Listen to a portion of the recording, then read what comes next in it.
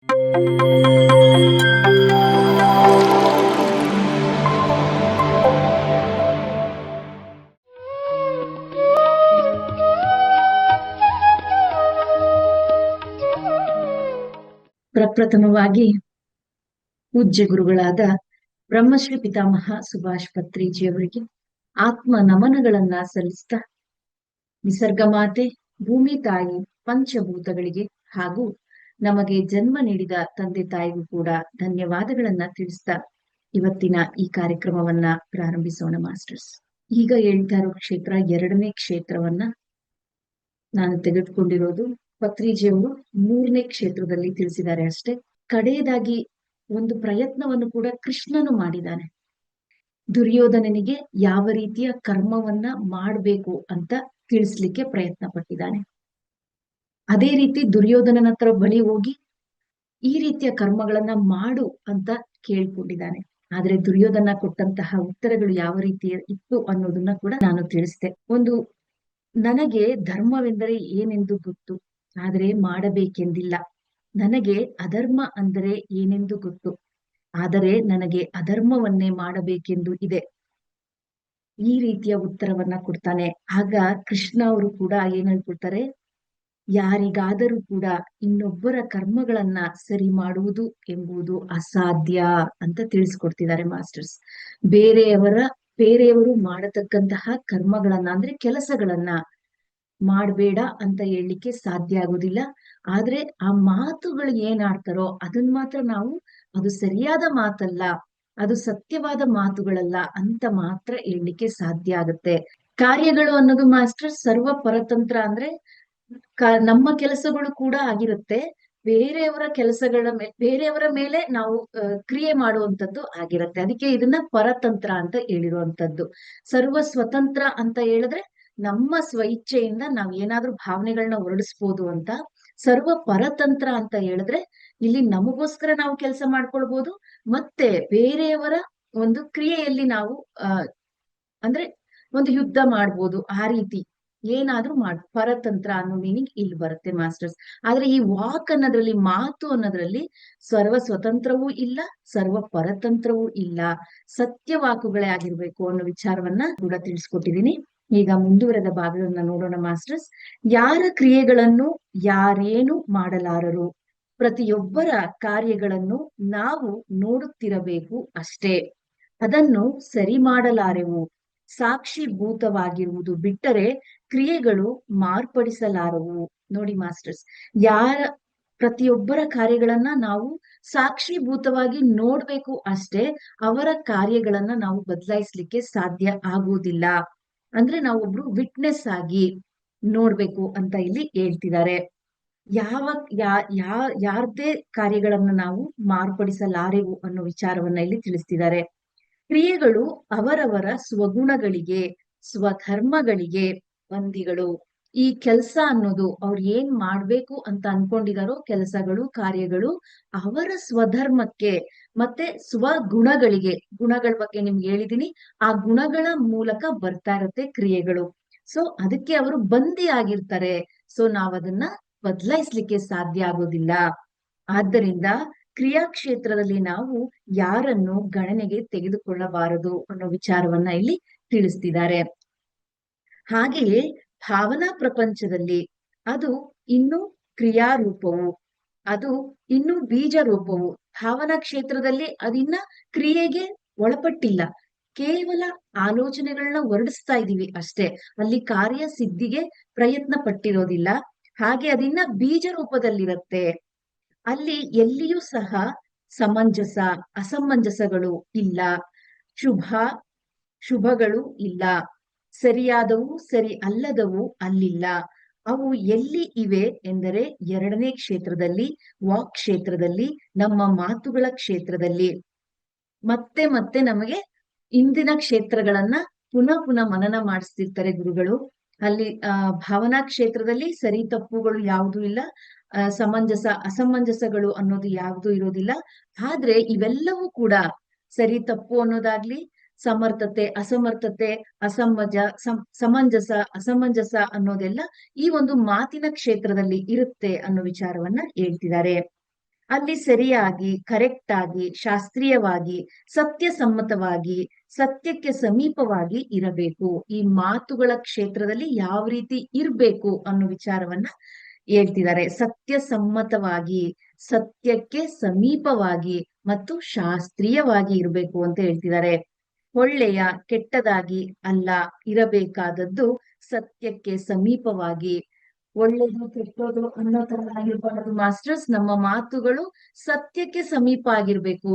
ನೋಡಿ ಮಾಸ್ಟರ್ಸ್, ಈ ಎಲ್ಲಾ ಲೈನ್ಸ್ ಗಳನ್ನ ಮನದಲ್ಲಿ ಇಟ್ಕೊಳ್ಳಿ ಮಾಸ್ಟರ್ಸ್. ಬರೀ ನಮ್ಮ ಮಾತಾಡುವಾಗ ಅದು ಸರಿನೋ ತಪ್ಪೋ ಯಾರಿಗೂ ಬರ್ಬಾರ್ದು. ಕನ್ಫ್ಯೂಷನ್ ನಮ್ಮಲ್ಲೇ ಇರಬಾರ್ದು. ಆ ಸತ್ಯ ಅನ್ನೋದು ಹೆಂಗಿರುತ್ತೆ ಅಂದ್ರೆ ಖಡಕ್ ಆಗಿರುತ್ತೆ. ನಮಗೆ ಅದನ್ನ ಅರಿವಾಗೋಗಿರುತ್ತೆ. ಇದು ನಾನು ಹೇಳ್ತಾ ಇರೋದೇ ಸತ್ಯ ಅನ್ನೋ ಮಾತು ನಮಗೆ ಅನುಭವನೂ ಕೂಡ ಆಗಿರುತ್ತೆ. ಆ ರೀತಿ ಇರ್ಬೇಕು ಅನ್ನೋ ಮಾತನ್ನ ಹೇಳ್ತಿದ್ದಾರೆ. ಸತ್ಯಕ್ಕೆ ಸಮೀಪವಾಗಿ, ಸತ್ಯಕ್ಕೆ ದೂರವಾಗಿ ಅಲ್ಲ, ಸತ್ಯಕ್ಕೆ ಹತ್ತಿರವಾಗಲ್ಲ, ಸತ್ಯದಲ್ಲಿ ಲೀನವಾಗಿ, ಸತ್ಯದೊಂದಿಗೆ ಐಕ್ಯವಾಗಿರಬೇಕು. ನೋಡಿ ಮಾಸ್ಟರ್ಸ್, ಬರೀ ಸತ್ಯನೂ ಅಲ್ಲ, ಅದ್ರೊಳಗೆ ಲೀನ ಆಗಿರ್ಬೇಕು. ಆ ರೀತಿ ಹೇಳ್ತಿದ್ದಾರೆ. ಬೆರ್ತೋಗಿರ್ಬೇಕು ಅಂತ ಹೇಳ್ತಿದ್ದಾರೆ. ಸತ್ಯದೊಂದಿಗೆ ಕೂಡಿಕೊಂಡು ಇರಬೇಕು. ಅಂತಹವುಗಳನ್ನು ಸತ್ಯವಾಕುಗಳು ಎನ್ನುತ್ತೇವೆ. ಸತ್ಯವಾಕುಗಳು ಅಂತ ಕರೆಸ್ಕೊಳ್ಬೇಕು ಅಂತ ಹೇಳಿದ್ರೆ, ಆ ವಾಕ್ಯಗಳು ಸತ್ಯವಾಕುಗಳಾಗ್ಬೇಕು ಅಂದ್ರೆ ಆ ಮಾತುಗಳಲ್ಲಿ ಲೀನ ಆಗಿರ್ಬೇಕು ಅನ್ನೋ ವಿಚಾರವನ್ನ, ಸತ್ಯದೊಂದಿಗೆ ಐಕ್ಯವಾಗಿರ್ಬೇಕು. ಈಗ ನಾವ್ ಹೆಂಗೆ ಆತ್ಮದೊಂದಿಗೆ ಲೀನ ಆಗ್ಬೇಕು, ಪರಮಾತ್ಮನೊಂದಿಗೆ ಐಕ್ಯವಾಗ್ಬೇಕು ಅಂತ ಅನ್ಕೊಳ್ತೀವೋ, ಆಗ ಮಾತ್ರ ನಮ್ಗೆ ಆ ಒಂದು ರೀತಿಯ ಆನಂದ ಅನ್ನೋದು ಸಿಗ್ತಾ ಹೋಗುತ್ತೋ, ಅದೇ ರೀತಿ ನಮ್ಮ ಮಾತುಗಳು ಕೂಡ ಸತ್ಯದೊಂದಿಗೆ ಕೂಡಿಕೊಂಡು ಇರಬೇಕು ಅನ್ನೋದನ್ನ ಹೇಳ್ತಿದ್ದಾರೆ. ಸತ್ಯವಾಕುಗಳು ಅವಾಗ ಮಾತ್ರ ಆಗತ್ತೆ ಅನ್ನೋ ವಿಚಾರವನ್ನ ತಿಳಿಸ್ಕೊಡ್ತಿದ್ದಾರೆ. ಮಾನವನ ಜೀವನ ತ್ರಿಕ್ಷೇತ್ರಮಯ: ಭಾವನಾ ಕ್ಷೇತ್ರ, ವಾಕ್ ಕ್ಷೇತ್ರ, ಕ್ರಿಯಾಕ್ಷೇತ್ರ. ಈ ಮೂರರಲ್ಲಿ ನಾವು ಚಿಂತಿಸಬೇಕಾದದ್ದು ಶ್ರದ್ಧೆ, ತೆಗೆದುಕೊಳ್ಳಬೇಕಾದದ್ದು ಈ ಮೂರರಲ್ಲಿ ನಾವು ಚಿಂತಿಸಬೇಕಾದದ್ದು ಶ್ರದ್ಧೆ, ತೆಗೆದುಕೊಳ್ಳಬೇಕಾದದ್ದು, ನಮ್ಮನ್ನು ನಾವು ತಿಳಿದು ತಿದ್ದಿಕೊಳ್ಳಬೇಕಾದದ್ದು, ಪಕ್ಕದವರಿಂದ ಶಿಕ್ಷಣ ತೆಗೆದುಕೊಳ್ಳಬೇಕಾದದ್ದು, ಪಕ್ಕದವರಿಗೆ ಶಿಕ್ಷಣ ಕೊಡಬೇಕಾದದ್ದು ಈ ಎರಡನೇ ಕ್ಷೇತ್ರವಾದ ವಾಕ್ ಕ್ಷೇತ್ರದಲ್ಲಿ. ಆದ್ದರಿಂದ ಜೀಸಸ್ ಕ್ರೈಸ್ತರು ಹೇಳಿದ್ದಾರೆ. ಸೇಮ್ ಮತ್ತೆ ಅದೇ ವಿಚಾರವನ್ನ ತಿಳಿಸ್ತಿದ್ದಾರೆ master. What goes into the mouth that does not deflate a person, but what comes out of the mouth that deflate the person ಅಂತ. ಯಾವುದು ಬಾಯೊಳಗೆ ಹೋಗುತ್ತದೆಯೋ ಅದು ನಿನ್ನನ್ನು ನಾಶ ಮಾಡದು, ನಿನ್ನನ್ನು ಹಾಳು ಮಾಡುವುದಿಲ್ಲ. ಯಾವುದು ಬಾಯಿಂದ ಹೊರಗಡೆ ಬರುತ್ತದೆಯೋ ಅದು ನಿನ್ನನ್ನು ನಾಶ ಮಾಡುತ್ತದೆ. ಆದ್ದರಿಂದ ಅದನ್ನು ಸರಿಪಡಿಸಿಕೋ. ಮತ್ತೆ ಮತ್ತೆ ಈ ವಿಚಾರವನ್ನ ನೆನಪಿಸ್ತಾ ಇದ್ದಾರೆ ಅಂದ್ಮೇಲೆ ನಾವು ಎಷ್ಟು ಹುಷಾರಾಗಿ ಮಾತಾಡ್ಬೇಕು ಅನ್ನೋ ವಿಚಾರ ನಮಗೆ ಮನವರಿಕೆ ಆಗುತ್ತೆ ಮಾಸ್ಟರ್ಸ್. ನಮ್ಮ ಮಾತುಗಳನ್ನು ಸರಿಪಡಿಸಿಕೊಳ್ಳುವುದನ್ನೇ ಜ್ಞಾನ ಯೋಗ ಎನ್ನುತ್ತೇವೆ. ನಮ್ಮ ಮಾತುಗಳು ಯಾವ ರೀತಿ ಇದೆ ಅನ್ನೋದನ್ನ ಪರೀಕ್ಷೆ ಮಾಡಿ ಅದನ್ನ ಸರಿಯಾಗಿ ಮಾಡ್ಕೊಂಡು ಹೇಳೋದನ್ನೇ ಜ್ಞಾನ ಯೋಗ ಅಂತ ಹೇಳ್ತಿರೋದು. ಹೇಗೆ ಸಂಗೀತ ಚೆನ್ನಾಗಿ ಬಂದವರ ಬಳಿ ನಾವು ಸಂಗೀತ ಕಲಿತುಕೊಳ್ಳುತ್ತೇವೆಯೋ, ಮಾತುಗಳು ಚೆನ್ನಾಗಿ ಮಾತನಾಡುವವರ ಬಳಿ ಸೇರಿ ಚೆನ್ನಾಗಿ ಮಾತನಾಡುವುದು ಕಲಿತುಕೊಳ್ಳುತ್ತೇವೆಯೋ, ಹಾಗೆಯೇ ಸತ್ಯವಾಕುಗಳಲ್ಲಿರುವವರ ಬಳಿ ಸೇರಿ ನಾವು ಸತ್ಯವಾಕುಗಳು ಮಾತನಾಡುವುದನ್ನು ಕಲಿಯಬೇಕು. ಯಾವ್ಯಾವ ರೀತಿ ನಮ್ಗೆ ಏನ್ ಬೇಕು ಅನ್ನೋದನ್ನ ಅದಕ್ಕೆ ಸಂಬಂಧಪಟ್ಟ ಅದರಲ್ಲಿ ನುರಿತಂತಹ ವ್ಯಕ್ತಿಗಳ ಜೊತೆ ಸೇರಿ ಕಲ್ತ್ಕೊಳ್ತೀವೋ, ಅದೇ ರೀತಿ ಸತ್ಯವಾಕುಗಳನ್ನ ಮಾತಾಡ್ಬೇಕು ಅಂತ ಹೇಳಿದ್ರೆ ಯಾರು ಆ ಸತ್ಯವಾಕುಗಳನ್ನ ಮಾತನಾಡುವುದನ್ನ ಕಲ್ತಿದಾರೋ ಅವ್ರ ಜೊತೆ ಸೇರ್ಕೊಳ್ಬೇಕು ಅಂತ ಹೇಳ್ತಿದ್ದಾರೆ. ನಮ್ಮ ಮಾತುಗಳು ನಮ್ಮ ಆಲೋಚನೆಗಳಿಂದ ಬರಬಾರದು, ನಮ್ಮ ಮಾತುಗಳು ತಿಳುವಳಿಕೆಯಿಂದ ಬರಬೇಕು. ನೋಡಿ ಮಾಸ್ಟರ್ಸ್, ಯಾಕಂದ್ರೆ ಆಲೋಚನೆಗಳಲ್ಲಿ ನಕಾರಾತ್ಮಕನೂ ಇರುತ್ತೆ, ಸಕಾರಾತ್ಮಕನೂ ಇರುತ್ತೆ. ಸೊ ಆಲೋಚನೆಗಳಿಂದ ಬಂದಂತಹ ಮಾತುಗಳಿಗಿಂತ ನಮ್ಮ ತಿಳುವಳಿಕೆಯಿಂದ, ಬುದ್ಧಿಯಿಂದ, ಜ್ಞಾನದಿಂದ ಬರ್ಬೇಕು, ಅರಿವಿನಿಂದ ಬರ್ಬೇಕು, ಪ್ರಜ್ಞೆಯಿಂದ ಬರ್ಬೇಕು ಅನ್ನೋ ವಿಚಾರವನ್ನ ಇಲ್ಲಿ ತಿಳಿಸ್ತಿದ್ದಾರೆ. ನಮ್ಮ ಆಲೋಚನೆಗಳು ಹೇಗಾದರೂ ಇರಬಹುದು, ಆದರೆ ನಮ್ಮ ಮಾತುಗಳು ಮಾತ್ರ ಸಶಾಸ್ತ್ರೀಯವಾಗಿ ಇರಬೇಕು. ಅಂತಹ ಮಾತುಗಳನ್ನು ಬುದ್ಧನ ಬಳಿಯಿಂದ ಸಾಲ ತೆಗೆದುಕೊಳ್ಳೋಣ, ಕೃಷ್ಣನ ಬಳಿಯಿಂದ ಸಾಲ ತೆಗೆದುಕೊಳ್ಳೋಣ, ಜೀಸಸ್ ಕ್ರೈಸ್ತನಿಂದ ಸಾಲ ತೆಗೆದುಕೊಳ್ಳೋಣ. ಎಂತ ಮಾಸ್ಟರ್ಸ್ ಗಳ ಉದಾಹರಣೆ ಕೊಟ್ರು. ಅಂದ್ರೆ ಇವರೆಲ್ಲ ಸಹಸ್ರಾರ ಸ್ಥಿತಿಯಲ್ಲಿ ಇಟ್ಕೊಂಡು ಸತ್ಯಲೋಕ ವಾಸಿಗಳಾಗಿ ಸತ್ಯವಾಕುಗಳನ್ನ ಪರಿಪಾಲನೆ ಮಾಡತಕ್ಕಂತಹ ವ್ಯಕ್ತಿಗಳು. ಸೊ ಅಂಥವರಿಂದ ಸಾಲ ತೆಗೆದುಕೊಳ್ಳೋಣ ಅನ್ನೋ ವಿಚಾರವನ್ನ ತಿಳಿಸ್ತಿದ್ದಾರೆ. ಅಂದ್ರೆ ಅವರ ಪುಸ್ತಕಗಳನ್ನ ಓದುವ ಮೂಲಕ ಅವರ ಒಂದು ಧ್ಯಾನವನ್ನ ಮಾಡಿ ಅವರ ಜ್ಞಾನವನ್ನ ಪಡೆಯುವ ಮೂಲಕ ನಮ್ಮ ಮಾತುಗಳನ್ನ ಪರಿಶುದ್ಧ ಮಾಡ್ಕೊಳ್ಳೋಣ ಅನ್ನೋ ವಿಚಾರವನ್ನ ಇಲ್ಲಿ ತಿಳಿಸ್ತಿದ್ದಾರೆ. ಯಾಕಂದ್ರೆ ಆಲೋಚನೆಯಿಂದ ಬಂದಂತಹ ಮಾತುಗಳು ಏನಾದ್ರೂ ಆಗಿರ್ಬೋದು ಮಾಸ್ಟರ್ಸ್. ಅದಕ್ಕೋಸ್ಕರ ಆ ಆಲೋಚನೆಗೆ ಹಿತಮಿತ ಸರಿ ತಪ್ಪು ಏನು ಇಲ್ದೇ ಇರೋದ್ರಿಂದ ನಾವು ಆಲೋಚನೆಗೆ ನಮ್ಮ ಮಾತುಗಳನ್ನ ಕೊಡಬಾರ್ದು. ತಿಳುವಳಿಕೆಗೆ, ಬುದ್ಧಿಗೆ, ಪ್ರಜ್ಞೆಗೆ ಅದನ್ನ ಬಳಸಿ ನಮ್ಮ ಮಾತುಗಳನ್ನ ಆಡ್ಬೇಕು. ಅಂತ ಮಾತುಗಳನ್ನ ಕಲಿಬೇಕು ಅಂದ್ರೆ ಯಾರ ಸಂಪರ್ಕವನ್ನ, ಯಾರ ಮಾತುಗಳನ್ನ ನಾವು ಕೇಳ್ಬೇಕು ಅನ್ನೋ ವಿಚಾರವನ್ನ ಇಲ್ಲಿ ಅದ್ಭುತವಾಗಿ ತಿಳಿಸಿದ್ದಾರೆ. ಕೃಷ್ಣ ಮತ್ತೆ ಜೀಸಸ್ ಕ್ರೈಸ್ಟ್ ಮತ್ತೆ ಬುದ್ಧನ ಉದಾಹರಣೆಯನ್ನ ತಗೊಂಡಿದ್ದಾರೆ. ಉದಾಹರಣೆಗೆ ಒಂದು ವಿಷಯವನ್ನ ಹೇಳ್ತಿದ್ದಾರೆ. ತಿರುಪತಿ ಕಂಚಿ ರಘುರಾವ್ ರವರನ್ನು ನಾನು ನನ್ನ ಬಳಿ ಹಣ ಖಾಲಿಯಾಗಿದೆ, ನನಗೆ 1,000 ರೂಪಾಯಿಗಳು ಕೊಡಿ ಎಂದಿದ್ದೇನೆ ಎಂದಿಟ್ಟುಕೊಳ್ಳಿ. ಒಂದು ಉದಾಹರಣೆ ಮೂಲಕ ಪತ್ರಿಜಿಯವರು ತಿಳಿಸ್ತಿದ್ದಾರೆ. ಒಬ್ರು ಕಂಚಿ ರಘುರಾವ್ ಅವರ ಹತ್ರ ಇವ್ರ ಹತ್ರ ಹಣ ಇಲ್ಲ ಅಂತ ಹೇಳಿ 1,000 ರೂಪಾಯಿನ ಸಾಲವಾಗಿ ತೆಗೆದುಕೊಳ್ಳಿಕ್ಕೆ ಯೋಚನೆ ಮಾಡ್ತಾ ಇದ್ದಾರೆ ಅಂತ ಅನ್ಕೊಳ್ಳಿ. ರಘುರಾವ್ ರವರ ಬಳಿ 1,000 ರೂಪಾಯಿಗಳು ಇಲ್ಲ, 5 ರೂಪಾಯಿಗಳೇ ಇವೆ. ರಘುರಾವ್ ಬಳಿ ಕೂಡ 1,000 ರೂಪಾಯಿ ಇಲ್ಲ, ಬರೀ ಕೇವಲ 5 ರೂಪಾಯಿ ಇದೆ ಅಂತ ಅನ್ಕೊಳ್ಳಿ. ಆದರೆ ನನಗೆ ಬೇಕಾಗಿರುವುದು 1,000 ರೂಪಾಯಿಗಳು. ರಘುರಾಮ್ ರವರು ಹೇಗೆ ಕೊಡುತ್ತಾರೆ? ರಘುರಾಮ್ ರವರ ಬಳಿ 5 ರೂಪಾಯಿಗಳೇ ಇವೆ, ನನಗೆ 1,000 ರೂಪಾಯಿಗಳು ಬೇಕು. ರಘುರಾಮ್ ರವರು ಏನು ಮಾಡುತ್ತಾರೆ?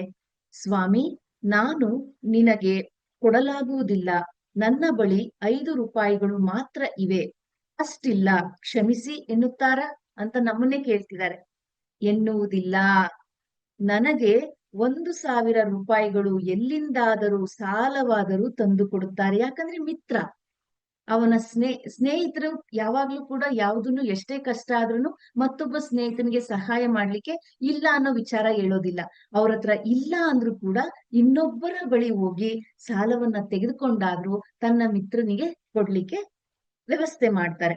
ಅದೇ ರೀತಿ ಇಲ್ಲಿ ಹೇಳ್ತಿದ್ದಾರೆ ಪತ್ರಿಜಿಯವರು, ಎಲ್ಲಿಂದಾದರೂ ಸಾಲವಾದರೂ ತಂದು ಕೊಡುತ್ತಾರೆ. ಹೇಗೆ ಹಣ ಇಲ್ಲದಿದ್ದರೆ ಪಕ್ಕದವರ ಬಳಿ ಸಾಲವಾಗಿ ತೆಗೆದುಕೊಳ್ಳುತ್ತೇವೆಯೋ, ನಿಮ್ಮ ಬಳಿ ಬುದ್ಧಿ ಇಲ್ಲ, ಪಕ್ಕದವರಿಂದ ಸಾಲ ಪಡೆಯಿರಿ. ನಿಮ್ಮ ಬಳಿ ಸತ್ಯವಾಕುಗಳು ಇಲ್ಲ, ಆದ್ದರಿಂದ ಕೃಷ್ಣನ ಸತ್ಯವಾಕುಗಳನ್ನು ಸಾಲವಾಗಿ ತೆಗೆದುಕೊಳ್ಳಿ. ನಿಮ್ಮ ಆಲೋಚನೆಗಳಿಂದಲೇ ನಿಮ್ಮ ವಾಕುಗಳು ಬಂದರೆ ನೀವು ನನಗೆ ಇಷ್ಟವಿಲ್ಲದನ್ನು ನೋಡಿಸಿದಂತೆ. ನೋಡಿ ಮಾಸ್ಟರ್ಸ್, ನಿಮಗೆ ಏನ್ ಇಲ್ವೋ ಅದನ್ನ ಪಕ್ಕದವ್ರ ಹತ್ರ ಸಾಲ ತಗೊಳ್ಳಿ. ನಿಮ್ಮ ಆಲೋಚನೆಗಳಿಂದ ನಿಮ್ಮ ಮಾತು ಏನಾದ್ರೂ ಬಂದಿದ್ದೆ ಆದ್ರೆ ಅದು ಅಂತಹ ವಾಕುಗಳು ನನಗೆ ಇಷ್ಟವಿಲ್ಲದನ್ನು ನೀವು ನೋಡಿಸಿದಂತೆ, ತೋರಿಸಿದಂತೆ ಅಂತ ಕೃಷ್ಣ ಇಲ್ಲಿ ಹೇಳ್ತಾ ಇರುವಂತದ್ದು, ಅದು ಸರ್ ಹೇಳ್ತಾ ಇರುವಂತದ್ದು. ಅಂದರೆ ನಾನು 1,000 ರೂಪಾಯಿ ಕೇಳಿದರೆ ನಿಮ್ಮ ಬಳಿ ಇಲ್ಲದಂತೆ ನಿಮ್ಮ ಆಲೋಚನೆಗಳು ನಿಮ್ಮ ಇಷ್ಟ, ವಾಕುಗಳು ಮಾತ್ರ ನಿಮ್ಮ ಇಷ್ಟವಲ್ಲ, ನಿಮ್ಮ ಕಾರ್ಯಗಳು ಇಷ್ಟಾನಿಷ್ಟಗಳಲ್ಲ, ಅವು ಪ್ರಕೃತಿ ಸಹಜಗಳು. ವಾಕುಗಳು ಮಾತ್ರ ನಮ್ ಇಷ್ಟ ಬಂದಂಗ್ ಇರ್ಬಾರ್ದು ಮಾಸ್ಟರ್ಸ್, ತಿಳುವಳಿಕೆಯಿಂದ ಇರ್ಬೇಕು, ಬುದ್ಧಿಯಿಂದ ಕೂಡಿರ್ಬೇಕು. ಆದ್ರೆ ಕಾರ್ಯಗಳು ಇಷ್ಟಾನಿಷ್ಟಗಳಲ್ಲ, ಅದು ಪ್ರಕೃತಿ ಸಹಜವಾಗಿ ಕಾರ್ಯಗಳು ನಡೀತಾ ಇರುತ್ತೆ. ಅಂದ್ರೆ ಪ್ರಕೃತಿ ಸಹಜ ಅಂದ್ರೆ ಅವರ ಆತ್ಮಸ್ಥಿತಿ ಮತ್ತು ಅವರ ಗುಣಗಳಿಗೆ ಸಂಬಂಧಪಟ್ಟಂತೆ ಕಾರ್ಯಗಳು ನಡೀತಾ ಇರುತ್ತೆ ಅನ್ನೋ ವಿಚಾರವನ್ನ ಇಲ್ಲಿ ಸ್ಪಷ್ಟಪಡಿಸಿದ್ದಾರೆ ಮಾಸ್ಟರ್ಸ್. ಆದುದರಿಂದ ವಾಕುಗಳನ್ನು ಸರಿ ಮಾಡಿಕೊಳ್ಳಿ. ಪಿರಮಿಡ್ ಮಾಸ್ಟರ್ಗಳು ಯಾವಾಗಲೂ ಸರಿಯಾಗಿ ಮಾತನಾಡುತ್ತಾರೆ. ಪಿರಮಿಡ್ ಮಾಸ್ಟರ್ಗಳೆಲ್ಲರಿಗೂ ಇದು ಅನುಭವವೇ.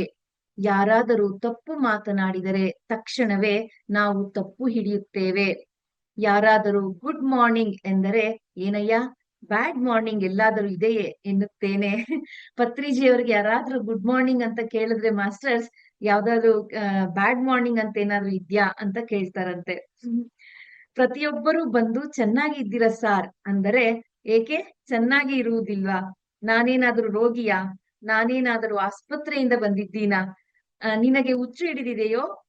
ಚೆನ್ನಾಗಿ ಇದ್ದವರನ್ನು ನೋಡಿ ಚೆನ್ನಾಗಿದ್ದೀರಾ ಎಂದು ಯಾರಾದರೂ ಕೇಳುತ್ತಾರೆಯೇ? ನಿನಗೆ ಬುದ್ಧಿ ಇಲ್ಲವೇ? ನೋಡಿ ಮಾಸ್ಟರ್ಸ್, ಮಾತು ಯಾವ ರೀತಿ ಅನಾವಶ್ಯಕವಾಗಿನೂ ಕೂಡ ಇರಬಾರ್ದು. ನೋಡ್ತಾ ಇರ್ತೀವಿ ನಾವು ಒಬ್ರನ್ನ ಚೆನ್ನಾಗಿರೋದ್ನ, ಅದೇ ಮಾತನ್ನ ಕೇಳ್ತೀವಿ ಚೆನ್ನಾಗಿದ್ದೀರಾ ಅಂತ. ಅದು ಒಂದು ಫಾರ್ಮಾಲಿಟಿ ಆಗ್ಬಿಟ್ಟಿದೆ ಕೇಳುವಂತದ್ದು. ಆದ್ರೆ ಅದನ್ನು ಕೂಡ ತಪ್ಪು ಅಂತ ಗುರುಗಳು ಹೇಳ್ತಿದ್ದಾರೆ.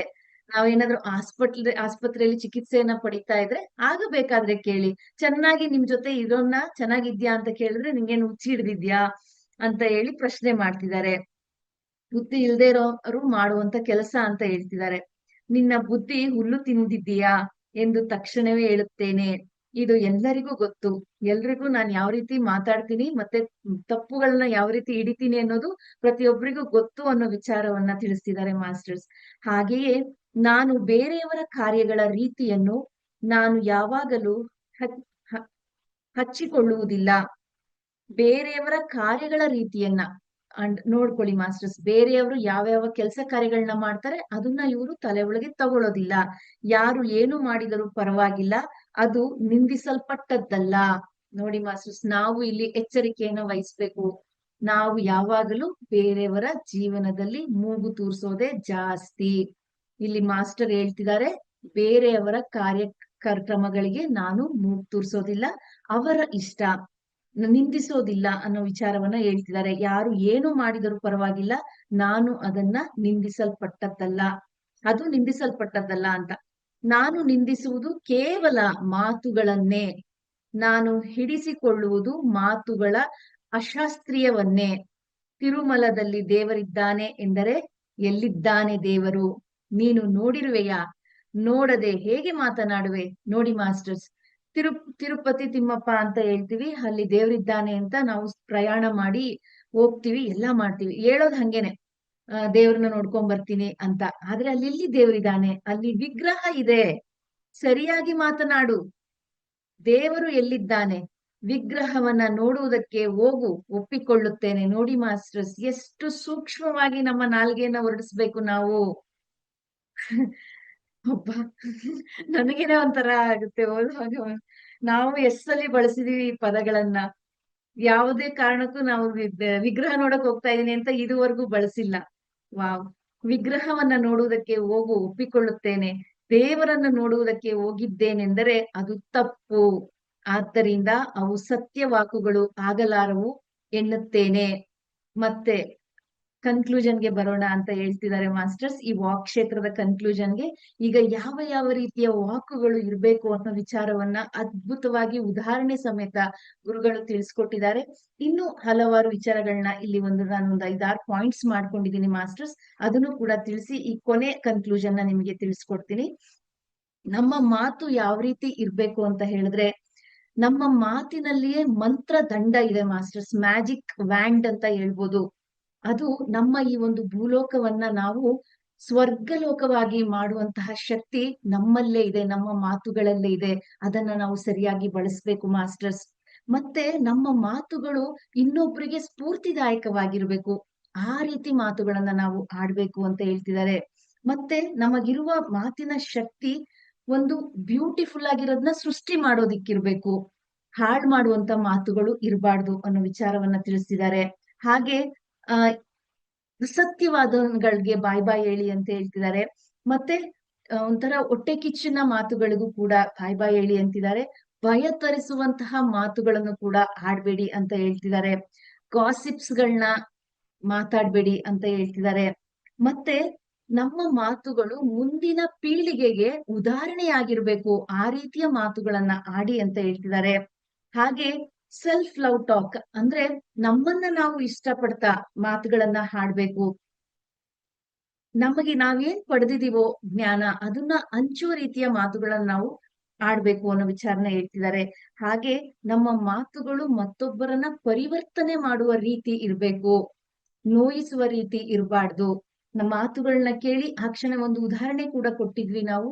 ಆ ಒಂದು ಹ್ಮ್ ಆ ಸಭಾಂಗಣ, ಯಾವ್ದೋ ಒಂದು ಗುರುಗಳದ ಒಂದು ಸಭೆಗೆ ಒಬ್ಬ ಕಳ್ಳ ನುಗ್ದಾಗ, ಇಲ್ಲಿರೋರು ಯಾರು ಕಳ್ರಿಲ್ಲ, ಇವರೆಲ್ಲರೂ ಕೂಡ ಇಲ್ಲಿರತಕ್ಕಂತ ಯಾವ್ದೋ ಒಂದು ಮಾತನ್ನ ಬಳಸ್ತಾರೆ ಅವರು. ಮರ್ತೋಗ್ಬಿಟ್ಟೆ, ನಾನೊಂದು ಕ್ಲಾಸ್ ಅಲ್ಲಿ ಹೇಳ್ದೆ ಮ್ಯಾಮ್ ಇದನ್ನು ಕೂಡ. ಇದೆಲ್ಲರೂ ಕೂಡ ಇಲ್ಲಿ ಈ ಒಂದು ಸಭಾಂಗಣ ಅನ್ನೋದು ಆ ಜ್ಞಾನದ ಸಭಾಂಗಣ ಅಂತ ಹೇಳ್ತಾರೆ. ಮರ್ತಿದ್ದೀನಿ ಮಾಸ್ಟರ್ಸ್. ಒಬ್ಬರ ವ್ಯಕ್ತಿಯನ್ನ ಬದಲಾಯಿಸುವ ತರ ಇರ್ಬೇಕು ನಮ್ಮ ಮಾತುಗಳು, ಪರಿವರ್ತನೆ ಆಗೋ ತರ ಇರ್ಬೇಕು ಅನ್ನೋ ವಿಚಾರವನ್ನ ತಿಳಿಸಿದ್ದಾರೆ. ಹಾಗೆ ನಮ್ಮ ಮಾತುಗಳು ಅದ್ಭುತವನ್ನ ಸೃಷ್ಟಿ ಮಾಡೋ ತರ ಇರ್ಬೇಕು ಅನ್ನೋ ವಿಚಾರಗಳನ್ನ ತಿಳಿಸ್ತಿದ್ದಾರೆ. ಹಾಗೆ ಹಾ ನಾವು ಯಾವಾಗ್ಲೂ ಒಬ್ರನ್ನ ಇನ್ಸ್ಪೈರ್ ಮಾಡೋ ತರ, ಯಾವ ರೀತಿ ನಮ್ಮ ಪತ್ರಿಜಿ ಗುರುಗಳು ಮಾತನಾಡಿದಾರೋ, ಎಷ್ಟು ಲಕ್ಷಾಂತರ ಕೋಟ್ಯಾಂತರ ಮಂದಿ ಧ್ಯಾನಿಗಳಾಗಿ ಶಾಕಾಹಾರಿಗಳಾಗಿ ಪಿರಮಿಡ್ ಮಹತ್ವವನ್ನ ತಿಳ್ಕೊಳ್ತಿದಾರೋ ಆ ರೀತಿ ಇರ್ಬೇಕು ನಮ್ಮ ಮಾತುಗಳು. ನಮ್ಮ ಜೀವನದಲ್ಲಿ ಆಡತಕ್ಕಂತಹ ಮಾತುಗಳು ಮತ್ತೆ ವರ್ಡ್ಸ್ ಗಳು ಯಾವಾಗ್ಲೂ ಕೂಡ ಇನ್ಸ್ಪೈರಿಂಗ್ ಆಗಿರ್ಬೇಕು ಅನ್ನೋ ವಿಚಾರಗಳನ್ನ ಇಲ್ಲಿ ತಿಳಿಸಿದ್ದಾರೆ ಮಾಸ್ಟರ್ಸ್. ಮಾನವನ ಜೀವನ ತ್ರಿಕ್ಷೇತ್ರಮಯ ಕನ್ಕ್ಲೂಷನ್ಗೆ ಬಂದ್ರು. ಮಾನವನ ಪ್ರಪಂಚ ತ್ರಿಕ್ಷೇತ್ರಮಯ. ಮೊದಲನೆಯದು ಭಾವನಾ ಕ್ಷೇತ್ರ, ಎರಡನೆಯದು ವಾಕ್ ಕ್ಷೇತ್ರ, ಮೂರನೆಯದು ಕ್ರಿಯಾಕ್ಷೇತ್ರ. ಭಾವನಾ ಕ್ಷೇತ್ರ ನಿಮ್ಮ ಇಷ್ಟ, ಕ್ರಿಯಾಕ್ಷೇತ್ರ ಅದು ತನ್ನಷ್ಟಕ್ಕೆ ತಾನು ನಡೆಯುವುದು, ಪ್ರಕೃತಿ ಸಹಜವಾದದ್ದು. ನಮ್ಮ ಪ್ರಯತ್ನ ಇರುವುದು ನಾವು ಜೀವಿಸಬೇಕಾದ್ದು, ನಾವು ಸರಿಯಾಗಿ ನಡೆದುಕೊಳ್ಳಬೇಕಾದ್ದು, ನಮ್ಮನ್ನು ನಾವು ಸರಿ ಮಾಡಿಕೊಳ್ಳಬೇಕಾದದ್ದು ಕೇವಲ ವಾಕ್ ಕ್ಷೇತ್ರದಲ್ಲಿ. ಯಾವ ಒಂದು ಕ್ಷೇತ್ರವನ್ನ ನಾವು ಸರಿ ಮಾಡ್ಕೊಳ್ಬೇಕು, ನಮ್ಮನ್ನ ನಾವು ಸರಿ ಮಾಡ್ಕೊಳ್ಬೇಕು ಎನ್ನೋದನ್ನ ತಿಳಿಸಿರೋದು ಕೇವಲ ವಾಕ್ ಕ್ಷೇತ್ರದಲ್ಲಿ ಮಾತ್ರ. ಭಾವನಾ ಕ್ಷೇತ್ರದಲ್ಲಾಗಲಿ ಕ್ರಿಯಾ ಕ್ಷೇತ್ರದಲ್ಲಾಗಲಿ ಯಾವುದನ್ನು ಕೂಡ ನಾವು ಸರಿ ಮಾಡ್ಲಿಕ್ಕೆ ಸಾಧ್ಯ ಆಗೋದಿಲ್ಲ ಅನ್ನೋ ವಿಚಾರಗಳನ್ನ ತಿಳಿಸಿದ್ದಾರೆ ಮಾಸ್ಟರ್ಸ್. ಮತ್ತೊಮ್ಮೆ ಈ ಒಂದು ಭಾವನಾ ಕ್ಷೇತ್ರ, ಕ್ರಿಯಾ ಕ್ಷೇತ್ರ, ವಾಕ್ ಕ್ಷೇತ್ರದಲ್ಲಿದ್ದ ಮೇನ್ ಮುಖ್ಯವಾದ ಪಾಯಿಂಟ್ಸ್ ಗಳನ್ನ ನಾನು ತಿಳಿಸ್ತಾ ಬರ್ತೀನಿ. ಇವತ್ತು ಇಲ್ಲಿಗೆ ನಿಲ್ಸೋಣ. ಮುಂದಿನದಲ್ಲಿ ಪಿರಮಿಡ್ ಆಯಣ ಅಂತ ಒಂದು ತಗೊಂಡಿದ್ದಾರೆ. ಇದು ವಾಕ್ ಕ್ಷೇತ್ರದ ಬಗ್ಗೆ ಸಮಗ್ರವಾದ ಸಂಪೂರ್ಣವಾದ ವಿಶ್ವರೂಪ ಅನ್ನೋ ವಿಚಾರವನ್ನ ಇಲ್ಲಿ ಪತ್ರಿಜಿ ಗುರುಗಳು ತಿಳಿಸ್ತಿದ್ದಾರೆ. ಪಿರಮಿಡ್ ಸ್ಪಿರಿಚುವಲ್ ಸೊಸೈಟಿ ಮಾಸ್ಟರ್ ಗಳೆಲ್ಲರೂ ಸಹ ಈ ಎಲ್ಲಾ ವಿಷಯಗಳನ್ನು ಹೆಚ್ಚು ದೀರ್ಘವಾಗಿ ಆಲೋಚಿಸಬೇಕು. ಇವು ದೀರ್ಘವಾಗಿ ಆಲೋಚಿಸದಿದ್ದರೆ ಮಾತ್ರ ಅರ್ಥವಾಗುವ ವಿಷಯಗಳಲ್ಲ, ದೀರ್ಘವಾಗಿ ಆಲೋಚಿಸಿದರೆ ಮಾತ್ರ ಅರ್ಥವಾಗುತ್ತದೆ. ಹೆಚ್ಚು ಧ್ಯಾನ ಮಾಡಿ ಅರ್ಥ ಮಾಡಿಕೊಳ್ಳಲು ಪ್ರಯತ್ನಿಸಿದರೆ ಮತ್ತಷ್ಟು ಶೀಘ್ರವಾಗಿ ಅರ್ಥವಾಗುತ್ತದೆ. ನೋಡಿ ಮಾಸ್ಟರ್ಸ್, ನಮ್ಮ ಪಿರಮಿಡ್ ಮಾಸ್ಟರ್ಸ್ ಗಳಿಗೆ ಪತ್ರಿಜಿಯವರು ಕೊಡ್ತಾ ಇರಂತಹ ಮೆಸೇಜ್ ಏನಂದ್ರೆ, ಧ್ಯಾನ ಮಾಡಿ ಈ ಪುಸ್ತಕದಲ್ಲಿರುವ ಜ್ಞಾನವನ್ನ ಅರ್ಥ ಮಾಡ್ಕೊಳ್ಳಿ. ಯಾವಾಗ ನೀವು ಧ್ಯಾನ ಮಾಡ್ತಿರೋ ಆಗ ಮತ್ತಷ್ಟು ಚೆನ್ನಾಗಿ ಅರ್ಥ ಮಾಡಿಕೊಳ್ಳಕ್ಕೆ ಸಾಧ್ಯ ಆಗತ್ತೆ ಅಂತ ಹೇಳ್ತಿದ್ದಾರೆ. ಶೀಘ್ರವಾಗಿ ಅರ್ಥವಾಗುತ್ತೆ ಅಂತ ಹೇಳ್ತಿದ್ದಾರೆ. ಆದ್ದರಿಂದ ಯಾವ ಕೆಲಸವಾದರೂ ಅರ್ಥವಾಗಿ ಸಮರ್ಥಯುತವಾಗಿ ಮಾಡಿಕೊಳ್ಳಬೇಕೆಂದರೆ ಧ್ಯಾನ ಮುಖ್ಯ. ಆದ್ದರಿಂದ ಈ ಪುಸ್ತಕವನ್ನು ದಯವಿಟ್ಟು ಧ್ಯಾನದ ನಂತರ ಓದಿ. ಧ್ಯಾನಕ್ಕೆ ಮೊದಲು ಓದಿದರೂ ಪರವಾಗಿಲ್ಲ, ಧ್ಯಾನದ ನಂತರ ಪುನಃ ಇನ್ನೊಂದು ಬಾರಿ ಓದಿದರೆ ಮಾತ್ರ ಚೆನ್ನಾಗಿ ಅರ್ಥವಾಗುತ್ತೆ. ನೋಡಿ ಮಾಸ್ಟರ್ಸ್, ನಾನು ಈ ಪುಸ್ತಕನ ಮೊದಲು ಓದಿದ್ದೆ, ಆದ್ರೆ ಇಷ್ಟು ಚೆನ್ನಾಗಿ ಅರ್ಥ ಆಗಿರ್ಲಿಲ್ಲ. ಧ್ಯಾನ ಧ್ಯಾನ ಮಾಡಿ ಓದಾದ್ಮೇಲೆ ಎಷ್ಟು ಚೆನ್ನಾಗಿ ಇದು ಅರ್ಥ ಆಗುತ್ತೆ ಮಾಸ್ಟರ್ಸ್. ಹಾಗಲೇ ಚೆನ್ನಾಗಿ ಅರ್ಥವಾಗುತ್ತದೆ. ಆದ್ದರಿಂದ ದಯಮಾಡಿ ಧ್ಯಾನ ಮಾಡಿ. ಧ್ಯಾನವೆಂದರೆ ಏನು? ಧ್ಯಾನ ಎಂದರೆ ತಾತ್ಕಾಲಿಕ ಮನೋಶೂನ್ಯತೆ, ತಾತ್ಕಾಲಿಕ ಮಸ್ತಿಷ್ಕ ಶೂನ್ಯತೆ, ಅದೇ ಧ್ಯಾನ. ಆಗಾಗ ನಿಮ್ಮ ಆಲೋಚನೆ ಸಂಭಾವನೆಯ ಪ್ರಪಂಚವನ್ನು ನಿರ್ಭಾವನೆ ಮಾಡಿ ಆ ಖಾಲಿ ಸ್ಥಳದಲ್ಲಿ ಸ್ವಲ್ಪ ಒತ್ತಿರಿಸಿ ನಂತರ ಈ ಪುಸ್ತಕವನ್ನ ಓದಿದರೆ ಚೆನ್ನಾಗಿ ಅರ್ಥವಾಗುತ್ತೆ. ನೋಡಿ ಮಾಸ್ಟರ್ಸ್, ಈ ಪುಸ್ತಕದಲ್ಲಿರತಕ್ಕಂತಹ ಶ್ರೇಷ್ಠ ಜ್ಞಾನವನ್ನ ತಿಳ್ಕೊಳ್ಬೇಕಂದ್ರೆ ನಾವು ಎಷ್ಟು ಧ್ಯಾನ ಮಾಡಿ ಓದ್ಬೇಕು ಅನ್ನೋ ವಿಚಾರವನ್ನ ಪತ್ರಿಜಿಯವರು ಪದೇ ಪದೇ ತಿಳಿಸ್ಕೊಟ್ಟಿದ್ದಾರೆ. ತುಂಬಾ ಅದ್ಭುತವಾದ 3 ಕ್ಷೇತ್ರಗಳ ಬಗ್ಗೆ ಎಷ್ಟು ಸಲ ಓದಿದ್ರು ಇನ್ನೂ ಚೆನ್ನಾಗಿದೆ ಮಾಸ್ಟರ್ಸ್, ಇನ್ನೂ ಒಂದ್ಸಲಿ ಓದೋಣ ಅಂತ ಅನ್ನುವಷ್ಟು ಅದ್ಭುತವಾಗಿದೆ. ಮುಂದೆ ಇನ್ನು ಹಲವಾರು ವಿಚಾರಗಳನ್ನ ತಿಳಿಸಿದ್ದಾರೆ. ಮತ್ತೊಮ್ಮೆ ಒಂಚೂರು ಕಣ್ಣಾಡಿಸೋಣ. ಭಾವನಾ ಕ್ಷೇತ್ರ ಅಂದ ತಕ್ಷಣ, ಈ ಒಂದು ಭಾವನಾ ಕ್ಷೇತ್ರ ಅನ್ನೋದು ಆಸ್ಟ್ರಲ್ ಅಂದ್ರೆ ಸೂಕ್ಷ್ಮ ಪ್ರಪಂಚಕ್ಕೆ ಸಂಬಂಧಪಟ್ಟಿರುತ್ತೆ. ಮತ್ತೆ ಇಲ್ಲಿ ನಾವು ಫ್ರೀಯಾಗಿ ಆಲೋಚನೆಗಳನ್ನ ಮಾಡ್ಬೋದು, ಮತ್ತೆ ಇಮ್ಯಾಜಿನೇಷನ್ ಕಲ್ಪನೆಗಳನ್ನ ಮಾಡ್ಬೋದು. ಮತ್ತೆ ಇದೊಂದು ಕ್ರಿಯೇಟಿವ್ ವರ್ಲ್ಡ್, ಸೃಜನಾತ್ಮಕವಾದ ಪ್ರಪಂಚ ಅಂತ ಹೇಳ್ತಿದ್ದಾರೆ. ಹಾಗೆ ನಮ್ಮ ಭಾವನೆಗಳು, ಕಲ್ಪನೆಗಳು, ಆಲೋಚನೆಗಳು ಪಕ್ಷಿಯ ತರಹ ಎಲ್ಲ ಕಡೆ ಸಂಚಾರ ಮಾಡುತ್ತೆ. ನೀವ್ ಇಲ್ಲೇ ಕೂತ್ಕೊಂಡು ಫಾರಿನ್ ಅಲ್ಲಿರೋರ್ಗೆ ಒಂದು ಥಾಟ್ ನ ರಿಲೀಸ್ ಮಾಡ್ಬೋದು, ಎಲ್ಲಾ ಕಡೆ ಸಂಚಾರ ಮಾಡುತ್ತೆ ಅನ್ನೋ ತರ ಹೇಳ್ತಿದ್ದಾರೆ. ಮತ್ತೆ ಯಾವುದೇ ರೀತಿಯ ಥಾಟ್ಸ್ ಬಗ್ಗೆ, ಈ ಒಂದು ಆಲೋಚನೆಗಳ ಬಗ್ಗೆ ಯಾರು ಕೂಡ ವಿರೋಧವನ್ನ ವ್ಯಕ್ತಪಡಿಸೋಗಿಲ್ಲ. ಅವರ ಇಷ್ಟ ಅನ್ನೋ ವಿಚಾರವನ್ನ ಹೇಳ್ತಿದ್ದಾರೆ. ತೀರ್ಮಾನಗಳನ್ನ ಕೊಡುವ ಹಾಗೆ ಇಲ್ಲ.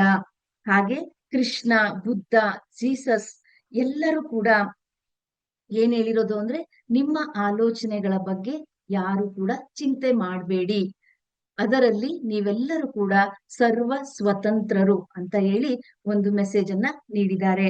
ಹಾಗೆ ಫೀಲ್ಡ್ ಆಫ್ ಆಕ್ಷನ್ ಅಂತ ಬಂದ್ರೆ, ಕ್ರಿಯಾಕ್ಷೇತ್ರಕ್ಕೆ ಬಂದ್ರೆ, ಈ ಕ್ರಿಯಾಕ್ಷೇತ್ರ ಅನ್ನೋದು ಈ ಕ್ರಿಯೆಗಳು ಒಂದು ಭೂಲೋಕಕ್ಕೆ, ಭೂಮಿಯ ಪ್ರಪಂಚಕ್ಕೆ, ಭೂಲೋಕ ಪ್ರಪಂಚಕ್ಕೆ, ಭೌತಿಕ ಪ್ರಪಂಚಕ್ಕೆ ಸಂಬಂಧಪಟ್ಟಿದ್ದಾಗಿರುತ್ತೆ. ಹಾಗೆ ಈ ಕ್ರಿಯೆಗಳು ಅಂತ ಹೇಳಿದ್ರೆ ನಾವು ದಿನನಿತ್ಯದ ಜೀವನದಲ್ಲಿ ಮಾಡತಕ್ಕಂತಹ ಕೆಲಸ ಕಾರ್ಯಗಳಾಗಿರುತ್ತೆ. ಲೈಕ್ ವಾಕಿಂಗ್ ಇರ್ಬೋದು, ತಿನ್ನೋದಿರ್ಬೋದು, ಮಲ್ಕೊಳ್ಳೋದಿರ್ಬೋದು, ಡ್ಯಾನ್ಸ್ ಮಾಡೋದಿರ್ಬೋದು, ವರ್ಕ್ ಮಾಡೋದಿರ್ಬೋದು, ಏನಾದ್ರೂ ಇರ್ಬೋದು. ಇದೆಲ್ಲವೂ ಕೂಡ ಕ್ರಿಯಾಕ್ಷೇತ್ರಕ್ಕೆ ಸಂಬಂಧಪಟ್ಟಿರುತ್ತೆ. ಈ ಕ್ರಿಯೆಗಳೆಲ್ಲವೂ ಒಬ್ಬ ವ್ಯಕ್ತಿಯ ಗುಣಗಳಿಗೆ ಮತ್ತು ಆತ್ಮಸ್ಥಿತಿಗೆ ಸಂಬಂಧಪಟ್ಟಿರುತ್ತೆ. ಗುಣಗಳು ಅಂತ ಹೇಳಿದ್ರೆ 5 ರೀತಿಯ ಗುಣ ಹೇಳ್ದೆ. ತಮೋಗುಣ, ರಜೋಗುಣ, ಸತ್ವಗುಣ, ಶುದ್ಧ ಸಾತ್ವಿಕ ಗುಣ, ನಿರ್ಗುಣ.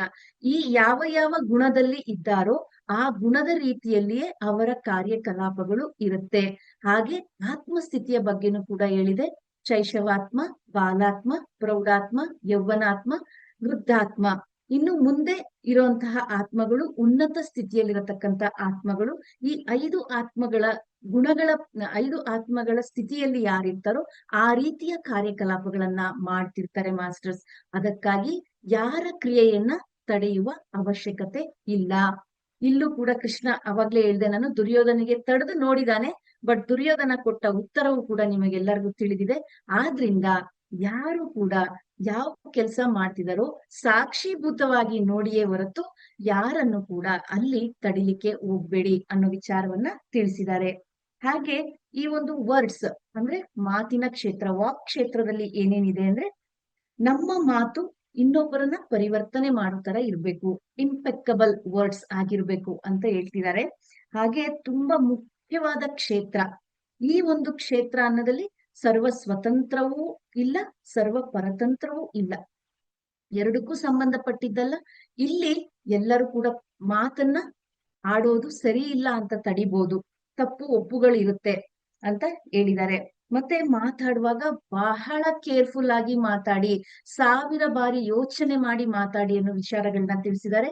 ಯಾವುದೇ ಮಾತನ್ನ ಆಡುವುದಕ್ಕೆ ಮುಂಚೆ ಶುದ್ಧೀಕರಿಸಿ ಮಾತನಾಡಿ, ಫಿಲ್ಟರ್ ಮಾಡಿ. Before you speak please filter ಅಂತ ಹೇಳಿದ್ದಾರೆ. ಹಾಗೆ ಶಾಸ್ತ್ರೀಯವಾಗಿ ಮಾತಾಡಿ, ಅಶಾಸ್ತ್ರೀಯ ಮಾತುಗಳನ್ನು ಆಡ್ಬೇಡಿ ಅಂತ ಹೇಳಿದ್ದಾರೆ. ಮತ್ತೆ ಅವಶ್ಯಕತೆ ಇದ್ರೆ ಮಾತ್ರ, ಅಗತ್ಯತೆ ಇದ್ರೆ ಮಾತ್ರ ಮಾತಾಡಿ ಅನ್ನೋ ವಿಚಾರವನ್ನ ಕೂಡ ಇಲ್ಲಿ ತಿಳಿಸಿದ್ದಾರೆ. ಹಾಗೆ ನಮ್ಮ ಮಾತುಗಳು ಮಾಸ್ಟರ್ಸ್ ಗಳ ಮಾತುಗಳಾಗಿರ್ಬೇಕು. ಅಂದ್ರೆ ಮಾಸ್ಟರ್ಸ್ ಅಂದ್ರೆ ಬುದ್ಧನ ರೀತಿ, ಯೇಸು ಕ್ರಿಸ್ತರ ರೀತಿ. ಹಾಗೆ ಇನ್ನೂ ಒಬ್ರು ಉದಾಹರಣೆಗಳನ್ನ ಮಾಸ್ಟರ್ ಗುರುಗಳು ತಗೊಂಡಿದ್ರು. ಕೃಷ್ಣನ ರೀತಿ ಇರ್ಬೇಕು ನಮ್ಮ ಮಾತುಗಳು ಅನ್ನೋದ್ರ ಬಗ್ಗೆ. ನಾವು ಪತ್ರಿಜಿಯವರ ರೀತಿ ಅಂತಾನು ತಗೊಳ್ಳೋಣ ಮಾಸ್ಟರ್ಸ್. ಮತ್ತೆ ಸತ್ಯ ಮಾತ್ರ ಮಾತಾಡಿ ಅನ್ನೋ ವಿಚಾರವನ್ನು ಕೂಡ ಇಲ್ಲಿ ತಿಳಿಸಿದ್ದಾರೆ. ನಾವು ಮಾತನಾಡಿದ್ರೆ ಸತ್ಯವಾಕುಗಳು ಮಾತ್ರ ಆಗಿರ್ಬೇಕು. ಆ ಸತ್ಯ ಅನ್ನೋದು ಯಾವ ರೀತಿ ಇರ್ಬೇಕು ಅಂದ್ರೆ ಲೀನ ಆಗಿರ್ಬೇಕು ಅನ್ನೋ ವಿಚಾರವನ್ನ ಹೇಳಿದ್ದಾರೆ. ಸತ್ಯದಲ್ಲಿ ಲೀನ ಆಗಿರುವಂತ ವಿಚಾರಗಳನ್ನ ಮಾತ್ರ ನೀವು ಆಡ್ತಾ ಬನ್ನಿ ಅನ್ನೋ ವಿಚಾರಗಳನ್ನ ಈ ಒಂದು 3 ಕ್ಷೇತ್ರದಲ್ಲಿ ಅದ್ಭುತವಾಗಿ ನಮ್ಮ ಗುರುಗಳು ತಿಳಿಸ್ತಾ ಬಂದಿದ್ದಾರೆ ಮಾಸ್ಟರ್ಸ್.